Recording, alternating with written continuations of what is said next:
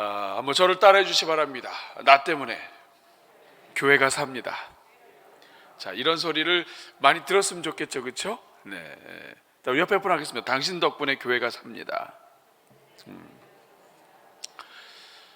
저는 학교를 졸업을 하고 이제 직장 생활을 조금 했습니다. 그때 SK 그룹이죠. 그룹에 이제 하나님의 은혜로 들어가게 됐는데, 들어가서 유공 계열에서 이제 회사, 선박 회사입니다. 유공 해운에서 일을 하게 됐는데, 연수원에서 계속 배운 것이 SK맨십이라고 하는 거였고요. 그 다음에 수펙스 추구라는 게 있습니다. 지금도 기억하는 거 보면 굉장히 고생 많이 했다는 느낌이 드시죠, 그렇죠? 네. 슈퍼 엑셀런트를 추구하는 삶을 살아야 된다. 그래서 이제 그 암기 내용들이 있어요. 이거 계속 외우고 또 시험 보고 외우고 시험 보고 주기적으로 시험 보고 했는데 재직 세미나는 그렇습니다.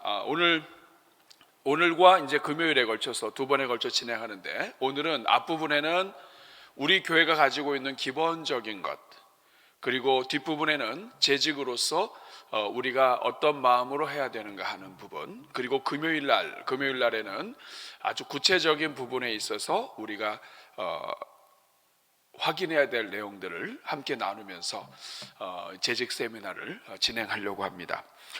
오늘 들어오실 때 여러분 프린트문을 나눠드렸는데 혹시 다 받으셨어요? 혹시 못 받으신 분 있으면 손 들으시면 뒤에서 전해줄 겁니다. 앞에 못 받으신 분들이 있어요. 우리 목사님 전사님, 다시 한번 손을 한번 높이 한번 들어주세요. 네.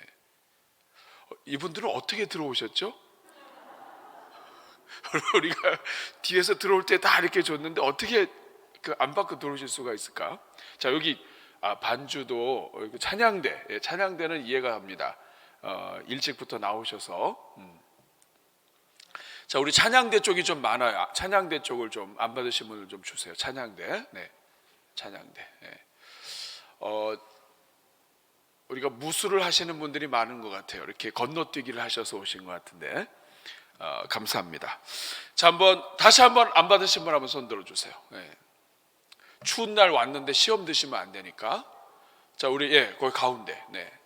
다시 한번 손 들겠습니다. 여기 앞쪽에 등잔 밑이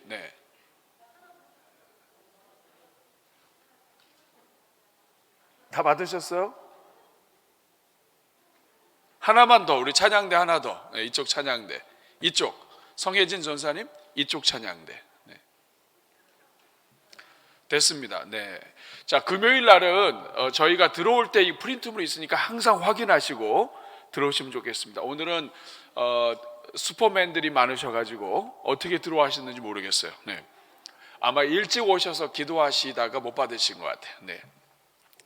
자, 한번 보도록 하겠습니다. 한번 따라하겠습니다. 나는 자랑스러운 대전중앙교회입니다.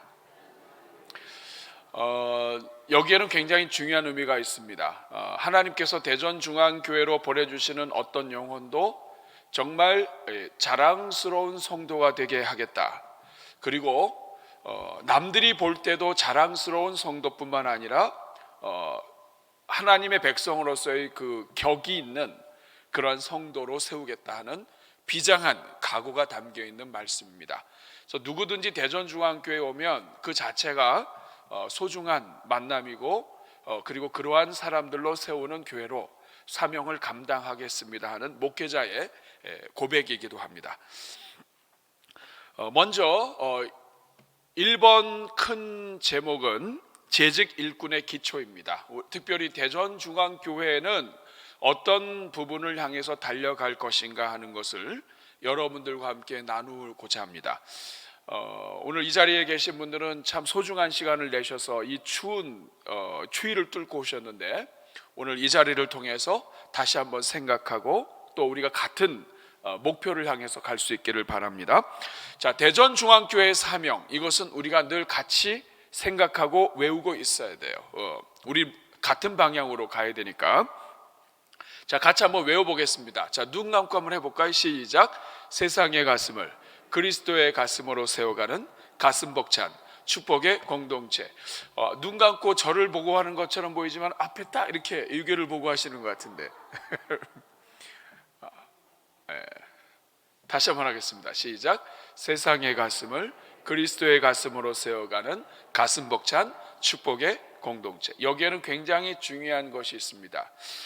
그 밑에 줄에 보면 교회의 지향이라고 되어 있습니다. 교회는 항상 어디를 봐야 되는가? 그것은 바로 세상의 가슴입니다. 가슴은 그 영혼을 이야기해요. 사람을 이야기하는데 왜 하필이면 가슴이라고 했을까? 가슴은 한 영혼의 중심을 이야기합니다. 겉이 아니라.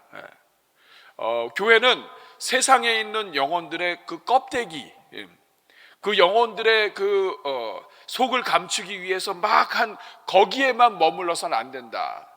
화려한 이 시대 속에서 그 바깥이 아니라 그 사람의 그 심령 안에 무엇인가 굶주려 있고 연약해 있고 아무리 감춰도 감출 수 없이 하나님 앞에 드러날 수밖에 없는 그 세상의 가슴, 세상의 영혼, 그것이 바로 교회의 지향이다 이거예요. 대전중앙교회는 항상 어디를 지향하는가? 세상의 영혼을 지향해야 된다. 그 이유는 우리 주님께서는 하늘 보좌를 버리시고 이 땅에 오셨고, 이 땅에 오셔서도 죄인들과 함께 하셨고, 죽는 그 순간까지도 양쪽 옆에 죄인을 두고 죽으신 분이 예수님이세요. 예수님의 관심은 항상 세상, 특별히 믿지 않는 영혼들에게 있었습니다. 죄인들에게 있었다고요. 그러니까 교회의 관심, 교회의 눈은 항상 어디를 집중해야 되느냐? 그것은 바로 죄인, 세상에 있는 영혼들, 그들의 이 심령, 그들의 이 상한 심령. 겉으로는 풍성한 물질을 누리고 있고 무엇인가 안전해 보이지만 그러나 그 허무한, 끝이 보장되어 있지 않은, 죄의 삭은 사망인데 모두가 다 사망을 향해 달려가는 그 영혼들의 그 중심을 항상 교회는 지향해야 한다. 그것이 바로 이 세상의 가슴이에요. 여러분, 이게 그냥 세상의 가슴이 그냥 나온 말이 아니라 사실 가슴 뭉클한 거예요. 이 세상의 이 영혼들을 사랑하셔서 하나님이 세상을 이처럼 사랑하사 독생자를 주셨으니 이는 그를 믿는 자마다 멸망하지 않고 영생을 얻게 하려 하심이라. 하나님이 너무나 사랑하셔서 독생자를 주실 수밖에 없었던 그것이 바로 세상이고, 그 세상의 영혼이고 그 영혼의 중심이에요. 교회는 어디를 지향해야 됩니까? 세상의 가슴을. 자, 그런데 교회는 목표가 있어요. 이렇게 바라보기만 하는 게 아니라고요. 세상의 가슴을 누구로? 그리스도의 가슴으로, 그리스도의 심장으로, 그리스도의 은혜를 받아 구원받은 하나님의 백성으로, 그리고 예수 그리스도를 닮아가는, 단지 구원받아서 겨우겨우 구원받은 사람이 아니라 예수 그리스도를 닮아가는 사람으로. 우리 주님은 십자가에 달려 죽으셨습니다. 죄인들을 위해서 오셨고 항상 죄인들과 함께 하셨고 죽는 그 순간에도 양옆에 죄인들을 두고 죽으셨어요. 그런데 주님은 그저 죄인들하고 함께만 있지 않으셨습니다. 죄인들과 함께 먹으시면서 그 죄인들을 구원하셨어요. 삭개오를 구원하셨고, 그리고 심지어는 십자가 달려 예수님을 욕했던 한편 강도까지도 결국에는 구원해내시고 가셔요.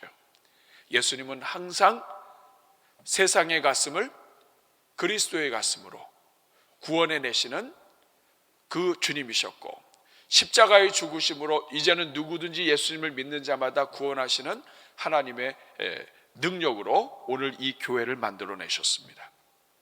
그러므로 교회는 항상 세상의 가슴을, 영혼을 봐야 되고, 그 영혼이 어떻게 되기를 바라봐야 됩니까?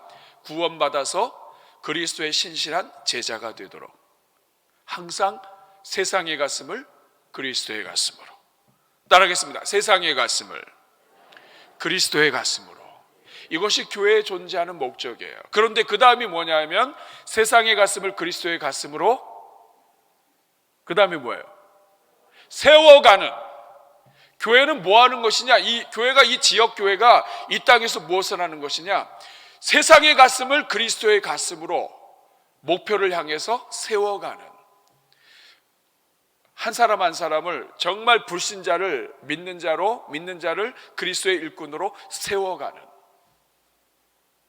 교회가 구체적으로 실천하는 방법이 무엇이냐?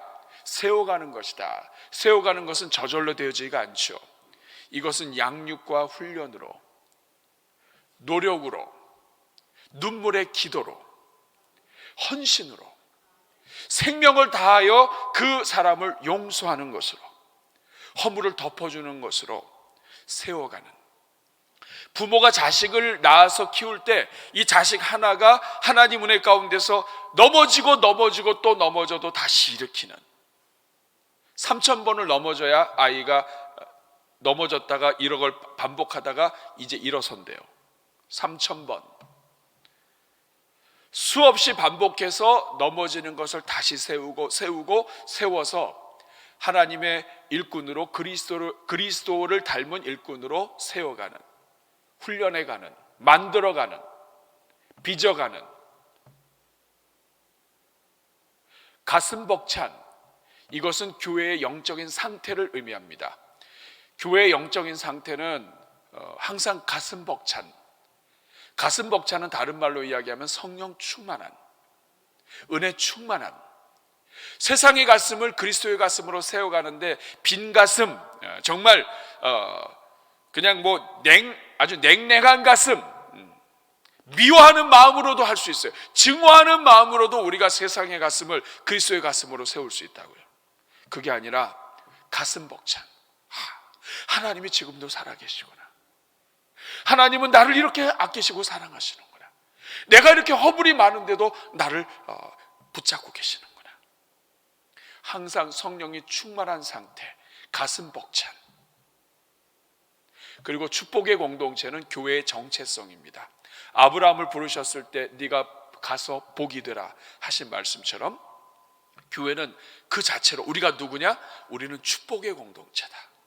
교회가 없으면 세상에 복음을 전할 수 있는 기관이 없어요. 교회가 없으면 성도들을 양육할 수가 없습니다. 켈빈이 하나님을 아버지로 믿는 성도들에게 있어서 교회는 어머니와 같다. 교회는 한 영혼이 전도받아서 오면 이 영혼을 잘 양육하는 어머니처럼 양식을 먹이고 말씀을 먹이고, 그리고 하나님의 백성으로 잘 자랄 수 있도록 격려하며 키우는 그런 존재가 어머니인데, 이 교회가 없으면 어떤 성도도 복된 성도로 성장할 수가 없습니다. 그러므로 세상의 가슴을 그리스도의 가슴으로 세워가는 가슴 벅찬 우리는 누구냐? 축복의 공동체. 대전중앙교회가 이 지역에 있다는 그 하나만으로도 우리는 이 지역의 복이 되는, 대전중앙교회를 만나는 그 자체만으로도, 하나님의 신실한 교회를 만나는 것 하나만으로도 복을 받는, 복이 되는, 누구든지 이 안에 들어오면 하나님의 복으로 충만한 그런 교회, 이런 교회 우리 함께 만들어가면 좋겠습니다. 성경을 묵상하고 누르고 압축하고 집어넣어서 잘라가지고 쓸어서 압축기에 넣어서 이렇게 착집을 해가지고 짜서 나온 게 이거예요. 세상의 가슴을 그리스도의 가슴으로 세워가는 가슴 벅찬 축복의 공동체. 우리는 같이 존재한다. 우리는 함께 축복하는 공동체이다. 이것을 우리 교회가 함께 이루어내려고 합니다. 그래서 나는 누구냐? 나는 항상 세상 속에서 살지만 세상의 가슴을 주목하고 있고, 그리스도의 가슴으로 나 자신부터가 예수님을 닮아가고 함께 세워가는, 어디서든지 서로가 그리스도를 닮아가기 위해서 함께 세워가는, 그리고 늘 20년 전 30년 전의 은혜를 우려 먹으면서 내가 왕년에는 이랬는데가 아니라 지금 현재 나의 삶 가운데 오늘 임하시는 그 하나님의 은혜로 살아가는, 지금도 뜨거운 가슴 벅찬 축복의 공동체, 여러분 우리 함께 만들어가면 좋겠습니다. 이를 위해서 여러분 항상 기도해 주시고, 하나님 우리 대전중앙교회 세상의 가슴, 자 이거 숨쉬지 않고 그냥 해야 돼요. 자 시작. 세상의 가슴을 그리스도의 가슴으로 세워가는 가슴 벅찬 축복의 공동체. 자, 이번 요 세 줄만 한번 해보겠습니다. 요 세 줄만. 시작. 많이 시간이 걸리네요. 네. 자, 이쪽 줄 시작. 지금 굉장히 빨리 하는 사람이 찬양대에 있어요. 저 찬양대만 하겠습니다. 시작.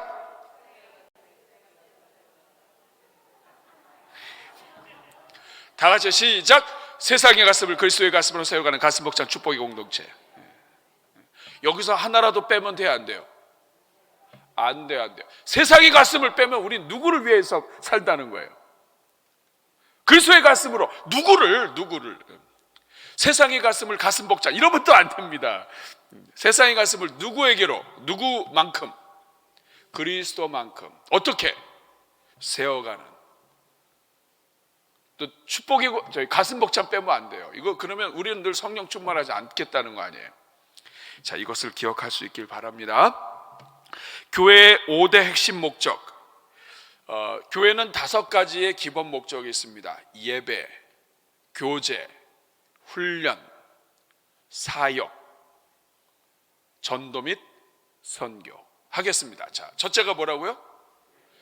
예배, 그 다음에 교제, 훈련, 사역, 전도 및 선교. 자, 이거는 그냥 나온 게 아니라 성경에서 가장 중요한 두 구절을 압축한 거예요. 성경 전체를 압축한 거. 그것이 뭐냐면 성경의 가장 큰 계명이에요. 학자가 와서 얘기합니다. 예수님, 성경의 가장 큰 계명이 무엇입니까? 예수님이 얘기하셨어요. 이 말은 뭐냐면 예수님이 성경 전체를 압축해 주신 거예요.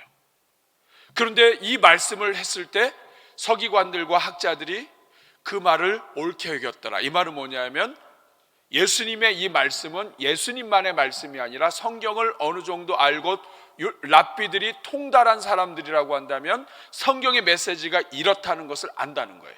문제는 뭐냐? 이 아는 것으로만 끝났기 때문에 예수님과 다른 삶을 사는 거예요. 가장 큰 계명, The first and greatest commandment입니다. 가장 첫 번째고 그리고 가장 큰 위대한 계명. 그것은 바로 사랑하라는 거예요. 그런데 누구를 사랑하라는 거예요? 같이 읽습니다. 시작. 예수께서 이르시되 내 마음을 다하고 목숨을 다하고 뜻을 다하여 주 너희 하나님을 사랑하라 하셨으니 이것이 크고 첫째 되는 계명이요 둘째도 그와 같으니 내 이웃을 내 자신같이 사랑하라 하셨으니 이 두 계명이 온 율법과 선지자의 강령이니라. 온 율법, 이것은 구약 성경을 얘기하고 온 율법과 선지자는 구약 성경 전체를 이야기해요. 그러니까 구약 성경 전체의 핵심이 뭐냐? 하나님을 마음과 뜻과 정성과 목숨을 다해서 사랑하는 것이고, 그리고 둘째도 그와 같으니, 이 말은 첫째와 둘째가 똑같다. 이거는 나뉘어지지 않는다. 그래서 보면은 영어로도 원어로도 그렇게 되어 있습니다. 이게 단수로 되어 있어요. The first and greatest. 첫 번째이자 가장 위대한 것 하나잖아요. 가장 크고 가장 위대한 것은 몇 개예요? 하나예요. 근데 하나는 세트로 되어 있습니다. 두 가지로 되어 있어요. 그것이 뭐예요? 하나님을 전심으로 사랑하는 것. 그 다음에 이웃을 내 몸과 같이 사랑하는 것. 이게 가장 큰 계명이에요. 자, 가장 큰 계명이란 뜻은 무엇이냐면 성경에 있는 613가지의 율법의 모든 율법들을 다 지키지 못해도 이것 지키면 모든 것을 다 지키는 것 같아요. 시험을 잘 못 보는 학생들은 핵심적인 것을 공부를 못하고 엉뚱한 것을 공부하다가 큰 점수를 놓쳐요. 그래서 1점, 2점짜리 맞고 50점짜리 틀리는 거죠. 근데 성경의 가장 큰 계명이 무엇이냐 하면 하나님을 전심으로 사랑하는 것, 그리고 이웃을 사랑하는 것이. 그리고 예수님 말씀하셨습니다. 사랑이 율법의 완성이다. 이 말은 뭐냐 하면 내가 어떤 율법을 다 지키더라도 사랑으로 하지 않으면 그 율법을 지키지 못하는 것이요, 내가 사랑하는 마음으로 모든 율법을 다 지키면 그 사랑하는 것 때문에 율법이 완성된다는 뜻이에요. 굉장히 무서운 말씀이에요. 그러니까 이것이 가장 첫 번째고 이거 놓치면 끝나는 거예요. 그런데 아주 핵심으로 얘기해 주셨어요. 가장 첫 번째는 뭐예요? 하나님을 마음과 목숨과 뜻을 다하여 하나님을 사랑하는 것, 이것을 예배라고 이야기합니다. 가정에서, 일터에서 함께 모여서 정말 전심으로 하나님을 사랑하는 것, 하나님 사랑하는 것을 마음으로 표현하고 물질로도 표현하고 삶으로도 표현하고, 이번에도 보니까 이 선교헌금 또 사랑헌금 하는데 참 제가 우리 성도님들 참 감사해요. 지난해 그 전해보다도 더 많이 작정하셨어요. 저는 이해가 안 돼요. 코로나로 지금 어려운 때잖아요, 그렇죠? 그런데 어떻게 이렇게 될 수 있을까? 여러분들한테 전후회를 느낍니다. 어려울 때 어차피 죽을 거 하나님 앞에 다 드리고 죽자. 여러분, 그러나 죽기를 각오하면 하나님이 다 살려주시는 줄로 믿습니다. 이번에 보니까 다 그렇게 하셨어요. 그래가지고 많이 작정하셨습니다. 새해 첫째, 둘째 작정하는데 지난 수년에 걸쳐서 가장 많이 하셨어요. 저 이해가 안 가요. 그래서 요새는 이해가 안 간다는 찬송을 많이 합니다. 예배는 하나님을 사랑하는 것, 어디서든지 마음을 다해서, 혼자서 찬양하더라도 함께 모여서 찬양하고, 예배, 이거 예배입니다. 그리고 이웃을 사랑하는 것, 내 이웃을 내 몸과 같이 사랑하는 것, 이것을 봉사라고 이야기합니다. 교회 안에서 사역하는 것, 내가 찬양대로 섬기고, 그 다음에 또 내가 교사로 섬기고, 내가 각종 교회에서 팀으로 섬기는 것, 그거 전부 다 이웃을 내 몸과 같이 사랑하는 거예요. 그리고 특별히 목장 안에서 섬기는 거 굉장히 중요해요. 왜냐하면 목장은 계속 모이거든요. 그 모이면서 부딪히면서 모일 때마다 좌절하잖아요. 저 사람하고는 나하고는 참 안 맞는다. 근데 그 안 맞는 그 사람을 사랑하기 위해서 애쓰는 그 자체가 이웃을 내 몸과 같이 사랑하는 몸부림이에요. 그리고 이웃을 내 몸과 같이 사랑할 수 있는 실천의 현장이에요. 교회는 우리의 봉사 부서와 또 교사들, 또 우리 맡은 영혼들, 이들을 진심으로 사랑하고 그들을 섬길 수 있는, 연습을 할 수 있는 공간, 이것이 바로 봉사예요. 그렇기 때문에 교회의 일꾼들은 다 봉사를 해야 돼요. 봉사를 해야 내가 섬길 수 있는 현장에서 다른 사람을 섬기는 거예요. 봉사를 잘못 이해하면 안 됩니다. 나는 목소리가 좋기 때문에 찬양대에서 내 목소리를 해서 이 찬양대를 열심히 하는 것만 봉사가 아니에요. 봉사는 무엇이냐면 나의 은사를 가지고 예배를 섬기면서 주변에 있는 사람들을 섬기는 거예요. 교만하게 되면 봉사가 안 되죠. 내 이웃을 내 몸과 같이 사랑하는 거예요. 이것을 실천할 수 있는 현장, 교회 바깥에 차량 봉사대에서, 주차, 또 주방, 교회 구석구석에서, 오히려 보이지 않는 곳에서 또 다른 영혼들을 섬기는 것. 교사로 섬기는 거 돈 많이 듭니다. 실력이 있어도 돈이 들고 실력이 없어도 돈이 들어요. 은혜 받아도 돈이 들고 은혜 안 받아도 돈이 들어요. 제가 옛날 기억을 더듬어 보니까 그래요. 제가 주일학교 교사를 일찍 했습니다. 고등학교 때 했는데 실력은 없고 잘하기는 해야 되겠고, 그런데 준비해서 가는데 잘 모르겠고, 그래서 할 수 있는 방법이 자꾸 물질 공세를 하는 거예요. 용돈 받은 거 가지고 이거 사주고 저거 사주고, 그걸로 이제 만회하는 거죠.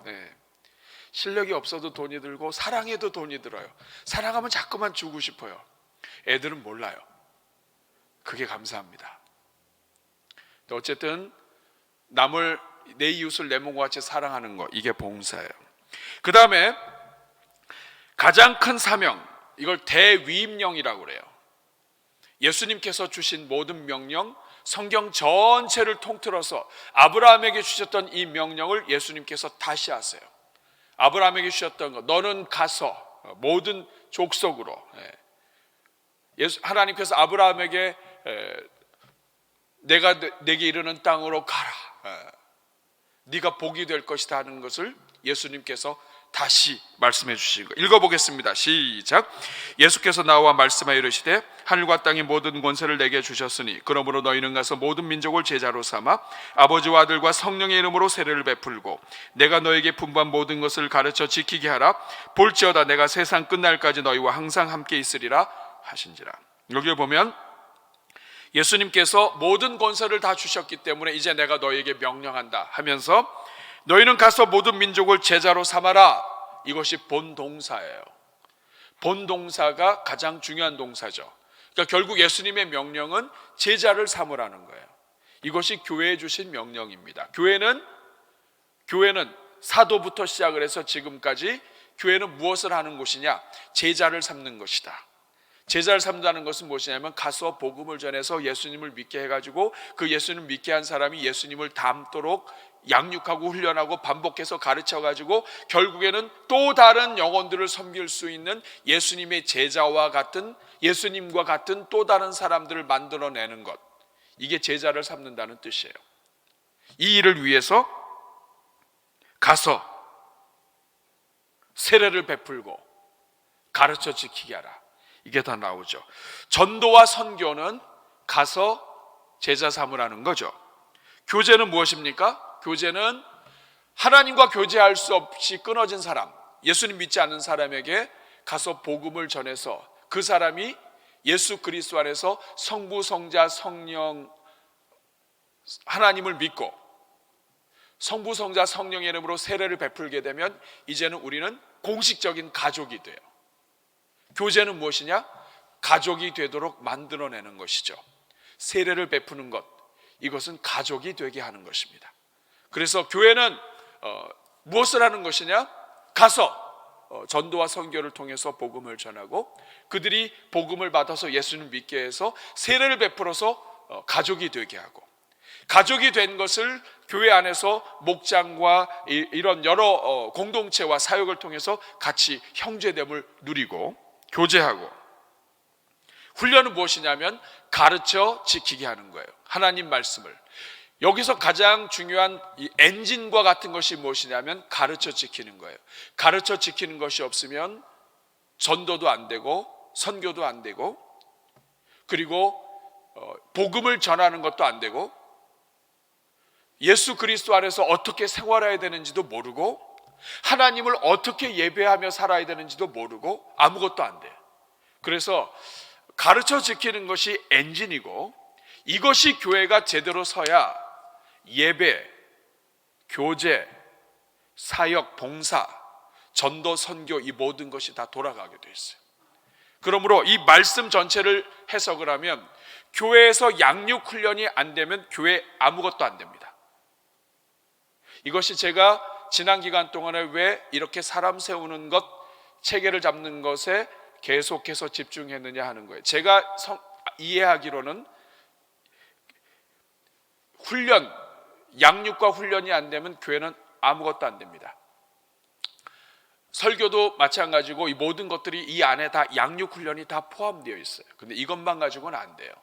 예수님께서 제자들을 데리고 3년 동안 두루두루 다니면서 그냥 제자들도 필요 없이 그냥 돌아다니셔도 됐는데, 예수님이 하신 일은 무엇이냐면 3년 동안 제자들과 함께 머물면서 이 제자들을 데리고 다니시고, 전도할 때도 가르쳐 주시고, 또 먹을 때도 같이 먹으시고, 치유 사역 하실 때도 같이 해서 보여주시고, 그리고 떠나셨어요.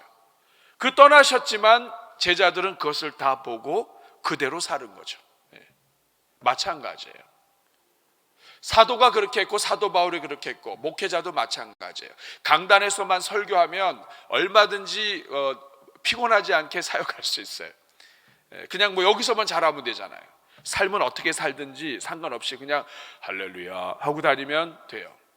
그런데 이거는 어느 정도 무대 연기 잘할 수 있는 사람은 할 수 있어요. 근데 그거는 목사가 아닙니다. 목사는 예수 그리스도 안에서 주님이 사는 것처럼 자기도 살아야 돼요. 살면서 삶 속에서 보여줘야 돼요. 본인이 어떻게 사는지 직접 예수님이 보여준 것처럼 말로만 하는 것은 능력이 안 돼요. 직접 살면서 자기의 스스로도 안 되는 그걸 가지고 몸부림치면서 하나님 앞에서 씨름해야 돼. 그러면서 자기가 어떻게 하나님의 말씀대로 사는지를 같이 깨달아가면서 하나님의 일꾼들과 더불어 같이 살기 위해서 노력하는 사람, 이게 진짜 목사예요. 이게 안 되고 그냥 사람 있는 데서 가르치고, 이거는 여러분 학원 강사 아무나 할 수 있습니다. 실력 있고 하면 다 할 수 있어요. 그런데 목회자가 쉽지 않은 것은 가르친 대로 살아야 되기 때문에 어려운 거예요. 가르치는 대로 사는 것은 성도들 겉에서 이 앞에서만 하는 것만 하면 그렇게 안 살아도 돼요. 여러분이 대충 자기만 가릴 수 있으면 되잖아요. 10계명 중에 11계명이 들키지 말자. 들키지만 않으면 얼마든지 편하게 살 수 있어요. 그런데 그러면 본인도 죽고, 우리 주님이 원하시는 방법이 아니에요. 예수님은 죄인들과 세상 속으로 들어갔어요. 제자들이 어떤 제자들입니까? 요한과 야고보는 보아너게 우레의 아들이에요. 이 사람들이 예수님을 다 거부했는데 제가 그냥 하늘에 기도해가지고 이 번개 우레가 쳐가지고 다 죽게 할까요? 이런 애들을 데리고 3년 동안 예수님이 계셨다고요. 그러나 그 과정이 지나고 성령이 임하시니까 이 요한은 사랑의 사도가 됐어요. 하도 사랑만 얘기하니까 이젠 더 이상 사랑하지 말라고, 이번만큼은 사랑 얘기하지 마시라고 그랬는데, 그때 가서도 또 사도 요한이 서로 사랑하라, 그럴 정도로 사랑의 사도가 됐다고 그래요. 마찬가지입니다. 여러분, 예수님이 하신 그대로 해야 교회가 사는 거예요. 근데 이건 싫어합니다, 사람들이. 왜냐하면 이렇게 하면 피곤해요. 훈련받는 거 다 싫어합니다. 다 싫어요. 이제 그만 훈련받고 싶어요. 근데 여러분, 예수님을 닮아가는 것은 한이 없어요. 이거는 그냥 해야 되는 거예요. 성화, 교리적으로는 알아요. 거룩하게 되는 것, 이거는 죽을 때까지 성화된다는 것. 성화는 그냥 됩니까? 하나님 앞에서 씨름하지 않고 됩니까? 그래서 이 교회의 5가지 예배, 사역, 전도, 교제, 훈련, 이것은 가장 큰 계명과 가장 큰 사명에서 나온 것이고, 이것을 신실하게 지키기 위해서는 이 5가지는 생명을 걸고 해야 되는 거예요. 그리고 교회는 이 5가지가 없으면 교회가 아니에요. 예배가 없으면 교회 아니에요. 교제가 없으면 이건 교회 아니에요. 훈련이 없으면 이 교회는 순간적으로 다 무너져요. 막 전도가 되고 교회가 부흥하고 그래가지고 막 예배드리고 우리 막 뜨겁고 더 좋은 것 같아요. 문제 생기면 순식간에 폭탄 맞은 것처럼 갈라지는 게 교회입니다. 훈련되지 않은 교회는 폭탄을 안고 사는 것과 같아요. 평상시에는 문제가 없는 것 같지만 마귀가 게릴라 하나 집어넣고 게릴라전을 치내게 되면 교회는 쑥대밭 될 수 있어요. 그래서 훈련해야 됩니다. 그리고 사역하지 않으면 사랑을 실천할 수가 없어요. 전도 선교하지 않으면 예수님의 명령 자체를 거부하고 이 땅에 오신 예수님의 목적 자체를 거부하게 돼요. 이 5가지가 빠지면 교회가 아니에요. 반대로 대전중앙교회가 이 5가지를 신실하게 하기 위해서 노력한다, 이 교회는 괜찮은 교회예요. 우리 대전중앙교회는 그래서 좋은 교회입니다. 그 다음에 보면 핵심이 뭐냐? 영의 자녀가 되어 영의 자녀를 만드는 것, 이게 결국 핵심이에요. 재생산. 교회는 뭐 하는 데냐? 예수님이 오시는 데까지 계속해서 영의 자녀를 낳고 해서 이 교회를 통하여 하나님의 자녀들이 끊임없이 흘러가게 하는 것, 이게 교회예요. 거기 성경 구절을 보면 아담은 셋을 낳은 후에 800년 지나며 자녀들을 낳았고 그 다음에 죽는 거죠. 오늘 우리의 역할도 마찬가지예요. 목회자도 하나님이 허락해 주신 기간 동안에 자식들을 낳다가 죽는 거예요. 여러분, 자식을 낳는데, 엄마가 자식을 낳는데 아이를 가지고 있다가 고생하면서 낳아요? 아니면 그냥 뭐 대충 데리고 있다가 낳아요?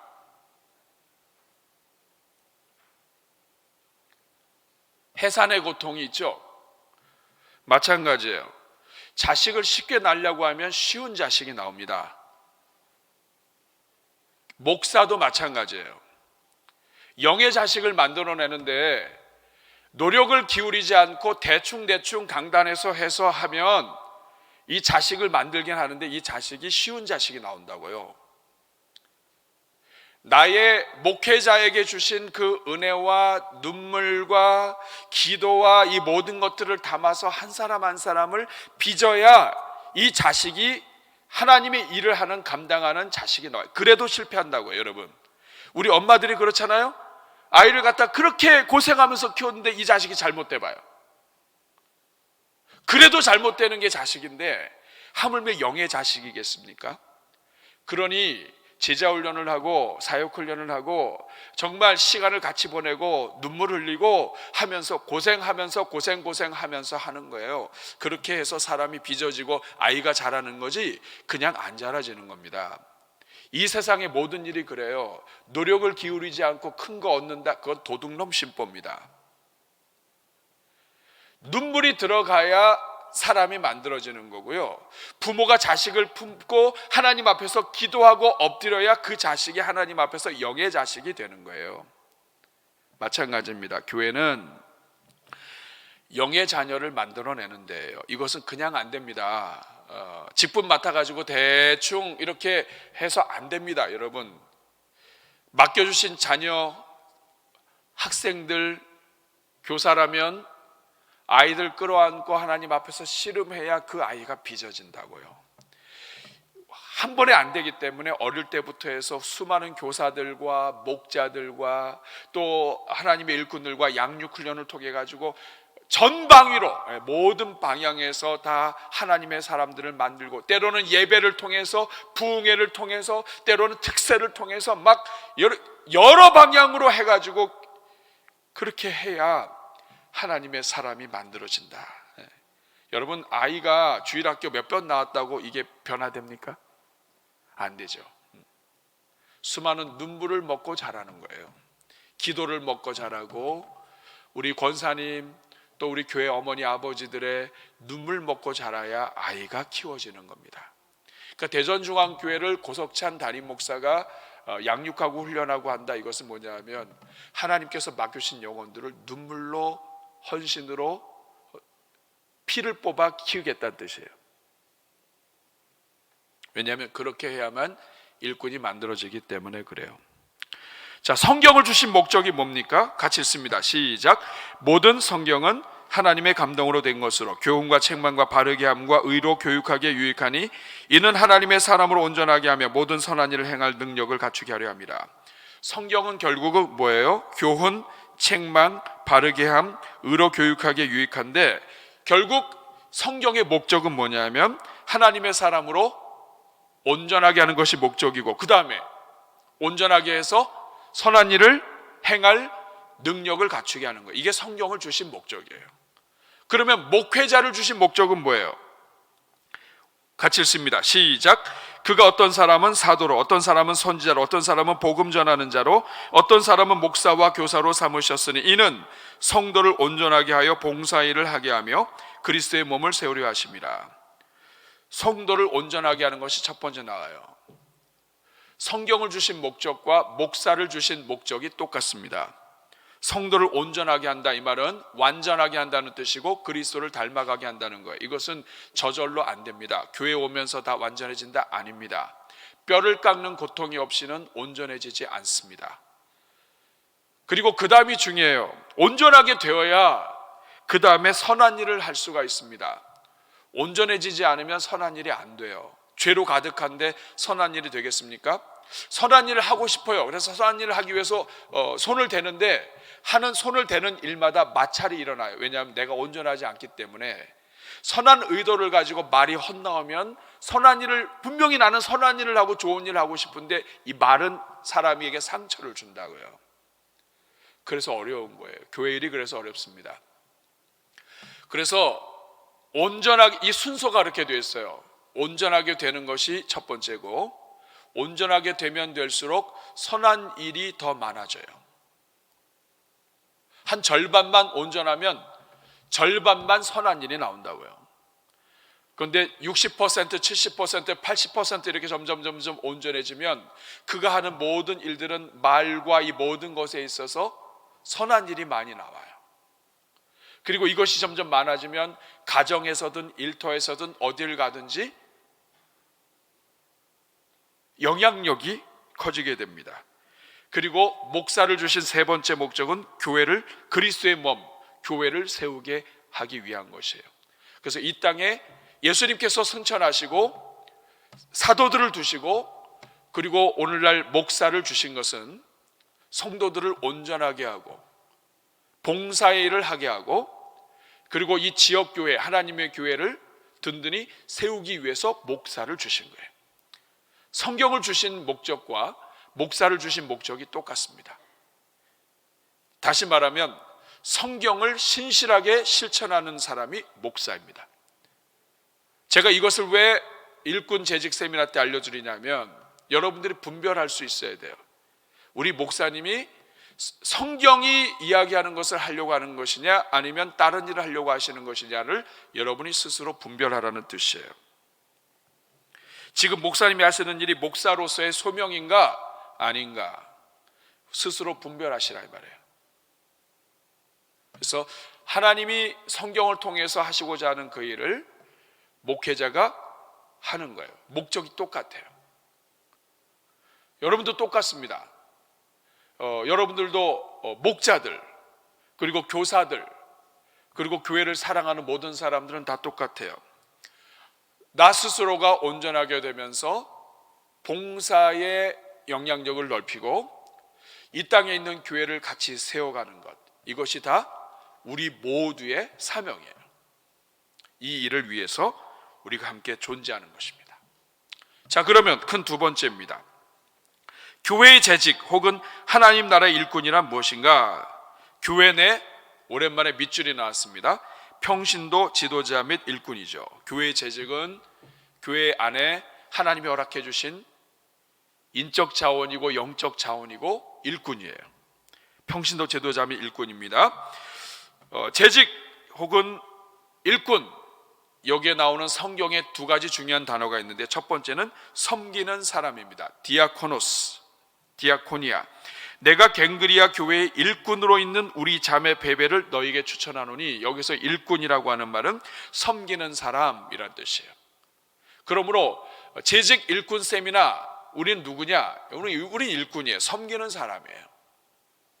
그 다음에 재직 일꾼이 알아야 될 또 다른 단어, 그것은 바로 청직입니다. 이것은 무엇인가를 맡은 사람, 오이코노모스라고 하는 말인데 이것은 은사를 받은 사람.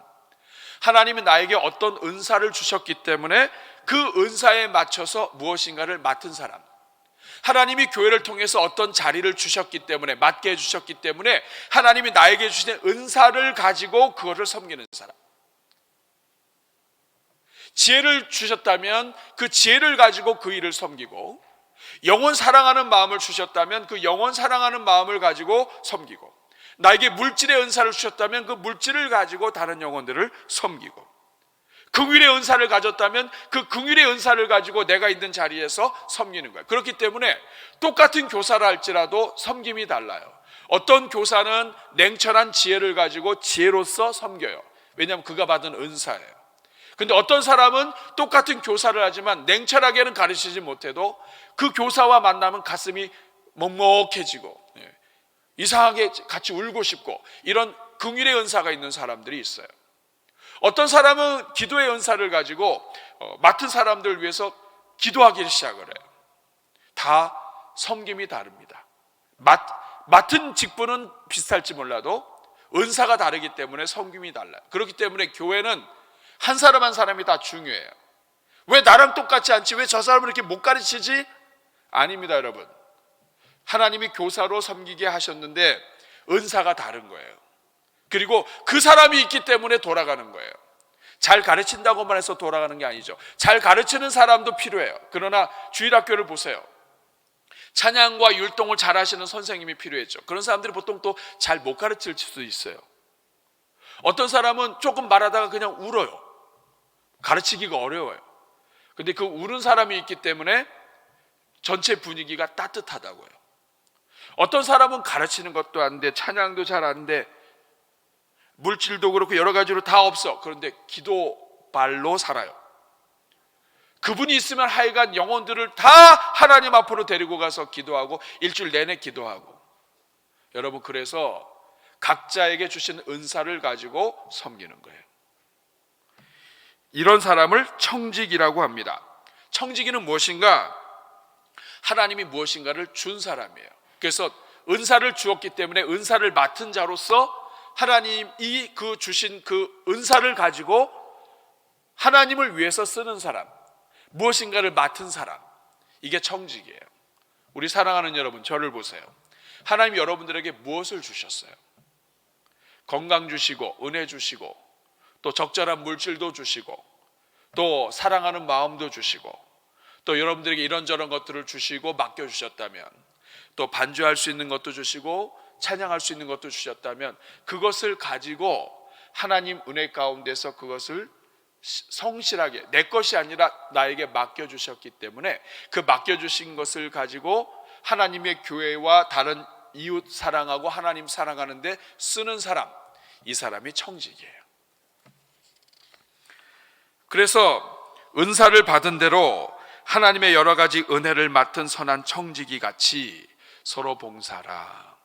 하나님이 너에게 주신 것을 아낌없이 다 써라, 이런 뜻입니다. 그 다음 보시면, 주께서 이르시되 지혜 있고 진실한 청지기가 되어 주인에게 그 집 종들을 맡아 때를 따라 양식을 나눠줄 자가 누구냐?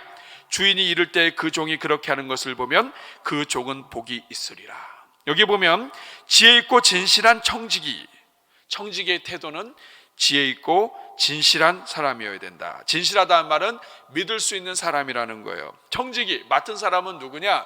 하나님이 나에게 이 주신 이것은 내가 적절하게 감추고 하는 것이 아니라 나에게 주신 그것을 쓰면 돼요. 하나님이 나에게 어떤 특별한 은사를 주셨다면 그것을 그 자리에서 쓰시는 거예요. 이것이 지혜롭고 진실한 사람, 믿을 수 있는 사람이에요. 청지기는 신분이죠. 지혜 있고 진실한 것, 이것은 그 성직의 태도입니다. 때를 따라서 시기에 맞추어서 지혜롭게 양식을 나눠주는 사람. 여기서 양식은 한 사람에게 할당된 어떤 몫을 이야기해요.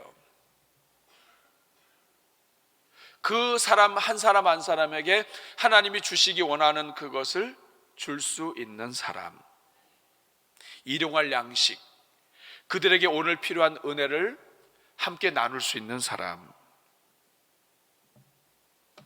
생명을 나누어 주는 사람, 이런 사람들이 바로 청지기입니다. 그 밑에 보면 일꾼과 종이 나와 있습니다. 같이 읽습니다. 시작.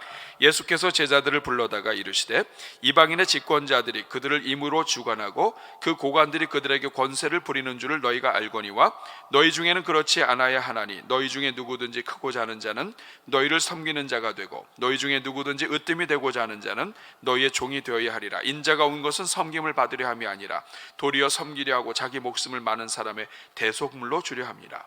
일꾼 청지기는 또한 하나님 앞에서 종입니다. 하나님이 맡겨주셨기 때문에 하는 것이고요, 서로가 서로를 섬기는 종입니다. 밑에 보면 우리가 일꾼으로 섬길 수 있는 이유는 예수님이 먼저 섬기셨기 때문입니다.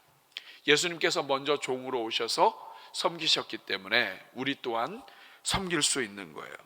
그래서 교회 사역의 열쇠는 서로가 서로에게 종이 되는 것입니다. 그런데 세상은 그렇지 않죠. 세상은 주관하려 하고 리더가 되려 하고 자꾸만 다른 사람들을 주장하려고 해요. 이건 세상의 방법이에요. 교회의 방법은 먼저 섬기는 게 우선입니다.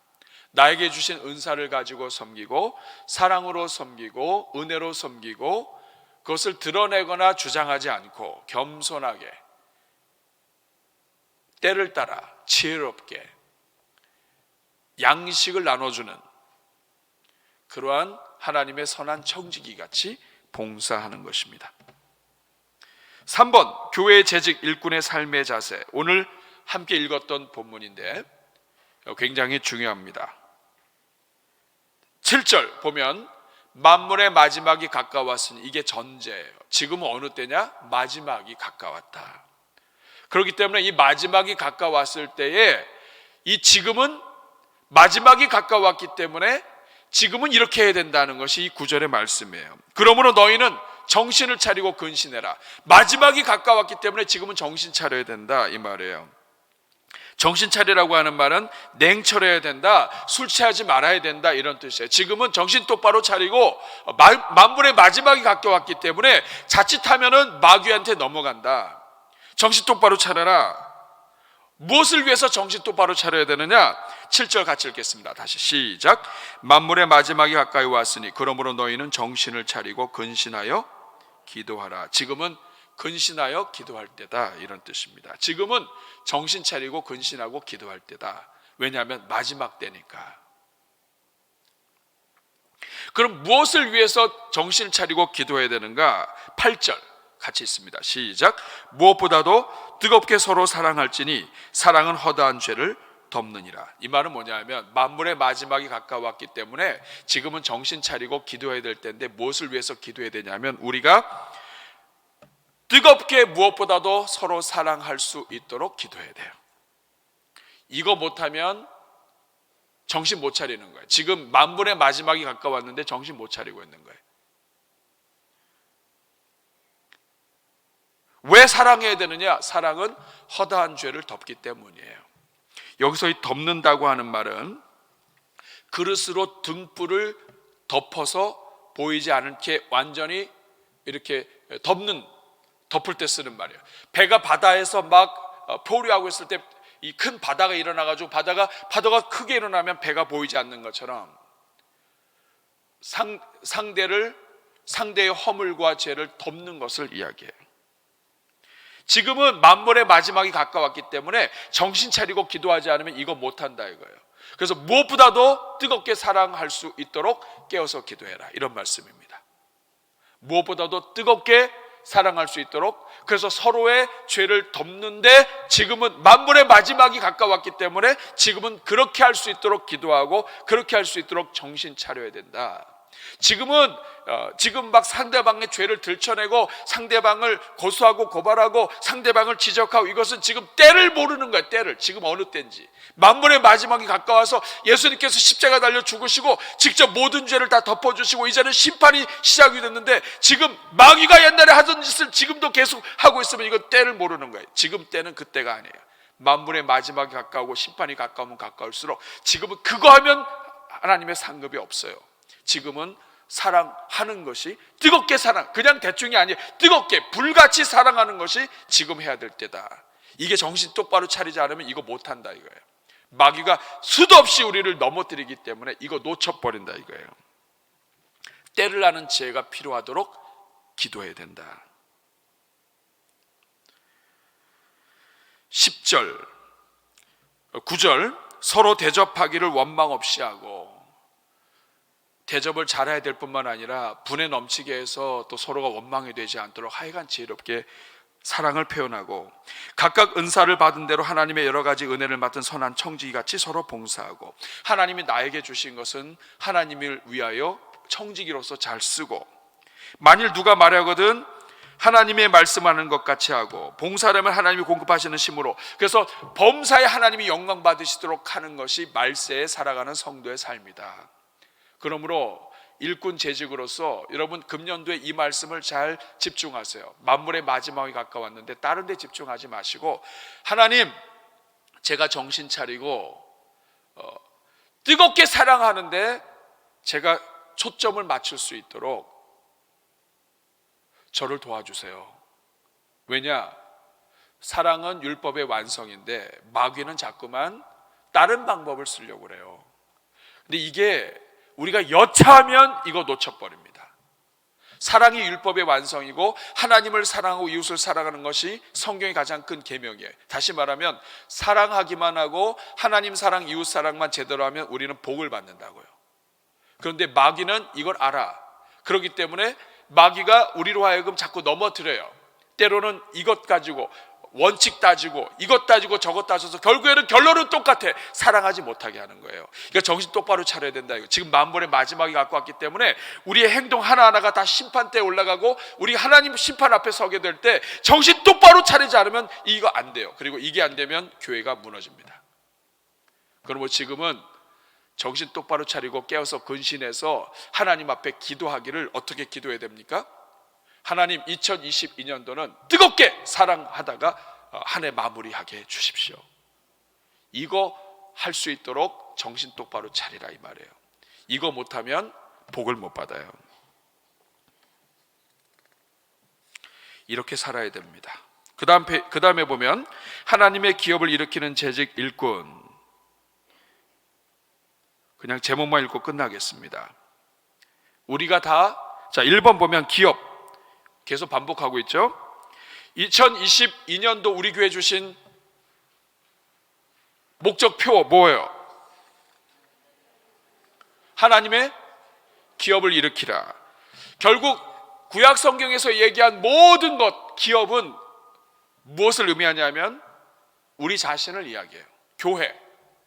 나 자신도 교회고 성도들의 모임도 교회예요. 결국은 예수 믿고 구원받은 모든 사람들이 기업이고 함께 모인 성도들이 이루는 교회 공동체가 기업이에요.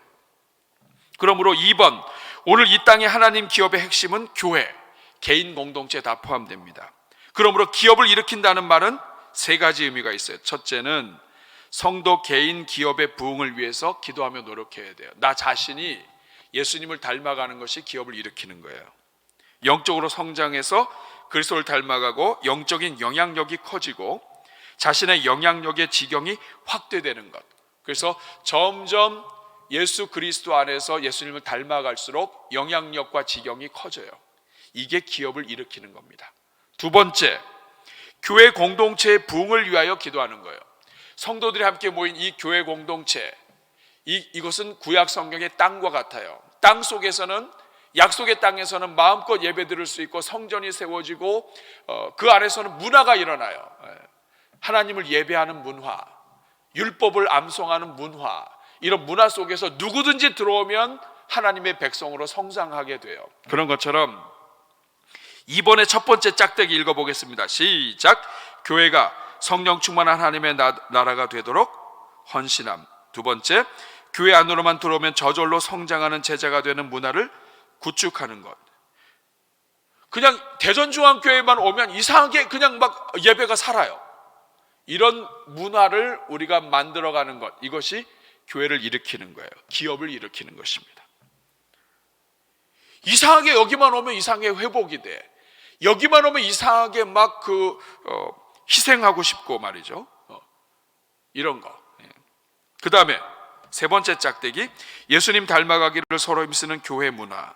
그 다음에 서로 사랑하고 싶어가는 언어 문화. 그 다음에 또 하나가 있습니다. 요새 우리 여호수아서 가지고 묵상하죠. 교회가 남길 유산을 함께 만들어가는 거예요. 결국 우리는 다 죽어요. 기업은 눈에 보이는 것만 있는 것이 아니에요. 우리가 자식들에게 물려주는 것이 다 기업이에요. 그 기업은 얼마나 건강한 교회, 아름다운 교회, 은혜로운 교회, 정말 생명의 복음이 넘치는 교회, 이상하게 어떤 자녀들도 다 끌어안고 용서할 수 있는 이런 교회, 십자가의 사랑이 실천이 되는 그런 교회, 우리가 자녀들에게 남기고 가게 되면 이게 유산이 되고 이것이 기업이에요. 이런 것들을 우리가 남길 수 있는 그러한 교회, 이걸 2022년도에 우리가 함께 집중하려고 합니다. 나 자신의 기업을 일으키기 위해서 내가 힘써야 할 일이 무엇인가? 여러분이 한 주 동안 묵상하시고 나는 정말 하나님의 일꾼으로서 어떤 사람인가? 자, 밑에 박스 안에 있는 거 같이 읽어보겠습니다. 시작. 주여, 제가 자랑스러운 하나님의 기업으로서 날마다 성장하는 예수님의 제자가 되게 하시고 선하고 좋은 마음을 가진 마음밭 좋은 일꾼 되게 하시며 항상 성령과 믿음과 기쁨이 충만케 하사 영적 영향력이 커지는 가운데 섬기는 곳마다 부흥케 하시고 언제나 믿음의 언어와 행동으로 함께 서로와 교회를 세우는 일꾼이 되게 하옵소서. 우리가 이런 교회를 함께 이루면 좋겠습니다. 그 다음 페이지에 보면 재직 일꾼 자기 평가표가 있습니다. 지난번에도 이거 나눠줘서 한번 평가하게 했었는데요. 지금 한번 평가해 보세요. 모든 공적인 예배에 출석한다. 주일 오후, 야 지금 은혜가 많죠. 지금 수요 금요 새벽 나는 모든 걸 다 출석한다는 10점. 주일만 참석한다 2점. 그 다음에 2번, 매일 30분 이상 개인적 기도 시간을 가지고 있다. 담임 목사님과 함께 오늘의 기도를 한다 10점. 333 기도한다 10점. 담임 목사님이고 뭐고 나는 기도고 뭐고 아무것도 없다 2점. 식사 기도만 한다 2점. 3번, 날소쌤 큐티책 등으로 매일 큐티한다 10점. 일주일에 한 번 한다 2점.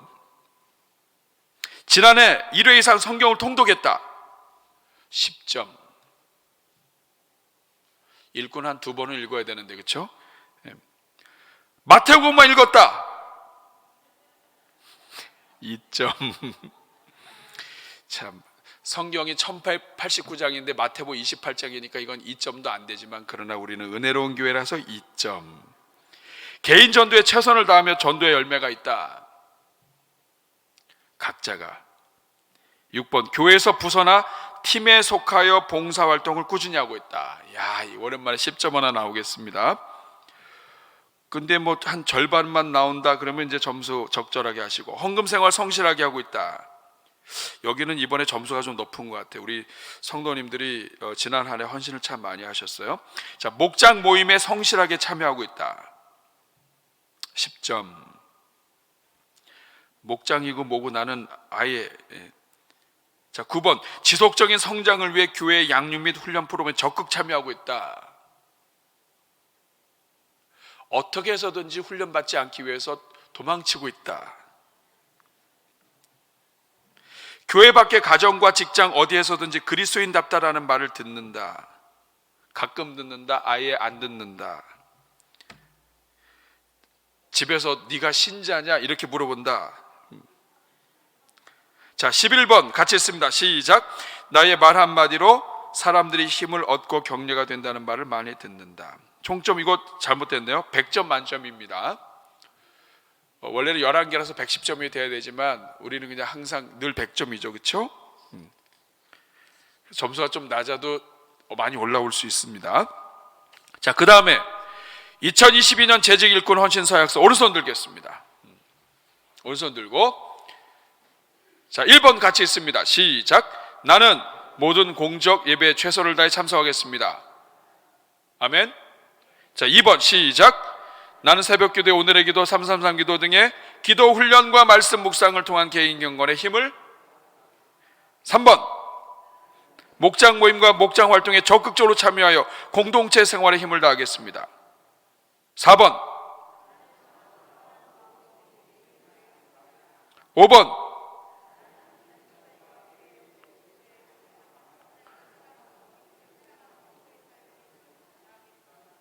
자, 밑에 자기 이름 시작. 나 고석찬은 위상을 마음을 다해 지킬 것을 하나님과 성도들 앞에서 서약합니다. 2022년 서약자. 우리 하나님께 감사의 박수 드리겠습니다. 오늘 긴 시간 여러분 함께 해주셔서 감사합니다. 이 시간 우리 한번 가슴에 손 얹고 한번 기도하겠습니다. 우리가 봉사도 시간과 물질과 여건 될 때 하는 것이죠. 나중에 세월이 흐르면 하고 싶어도 못합니다. 봉사는 은퇴가 없습니다. 다른 사람을 섬기고 기도로 봉사하고 눈물로 봉사하고 또 연약한 목회자를 끌어안고 기도하고 주변에 있는 연약한 사람들 보면 욕하는 것이 아니라 깨어서 근신하고 정신을 똑바로 차리고 뜨겁게 사랑하기를 힘쓰는 것, 이게 정말 봉사예요. 나는 욕하고 싶은데 하나님이 사랑하라고 했기 때문에 그 사랑하라는 말씀 붙잡고 사랑하기를 애쓰는 것, 이것이 진짜 봉사라고요. 그게 섬기는 겁니다. 우리 2022년 시작됐습니다. 하나님 2022년도에도 주님 바라보게 해주시고, 오늘 특별히 함께 나눈 말씀 중에 여러분 마음에 와 닿은 것들이 있을 거예요. 하나님, 우리 대전중앙교회 불쌍히 여겨주시고 주님 기뻐하는 교회 되게 하여 주옵소서. 성경을 통해서 사랑하라고 하셨는데 하나님 2022년도는 정말 뜨겁게 사랑하는 한 해가 되게 해 주옵소서. 예수님처럼 섬기는 한 해 되게 해 주시고, 무엇보다도 사랑을 통해 상대방의 죄를 덮는 한 해, 만물의 마지막이 가까웠음을 바로 알고 때를 분별할 수 있는 지혜 되게 해주시고, 무엇보다도 나 자신이 성장하고 교회를 아름답게 기업으로 남길 수 있는 우리가 되게 하여 주옵소서. 오늘 말씀 생각하면서 우리 합심으로 우리 한번 2022년 한 해 주님께서 정말 귀한 한 해 되게 하여 주옵소서. 우리 나를 통해 영광 받아 주옵소서. 이런 마음으로 우리 함께 기도할 때 저를 따라해 주시기 바랍니다. 주여 은혜를 주옵소서. 주여 은혜를 주옵소서. 우리 같이 주여 한번 부르고 기도합니다. 주여, 은혜로우시고 자비로우신 아버지 감사합니다. 주님, 우리가 무엇 시간대 주님께서 우리를 사랑하여 주시고 함께하여 주십니까? 주님, 이 시간 우리 모두에게 은혜를 더하여 주셔서 하나님 아버지, 주님 맡은 바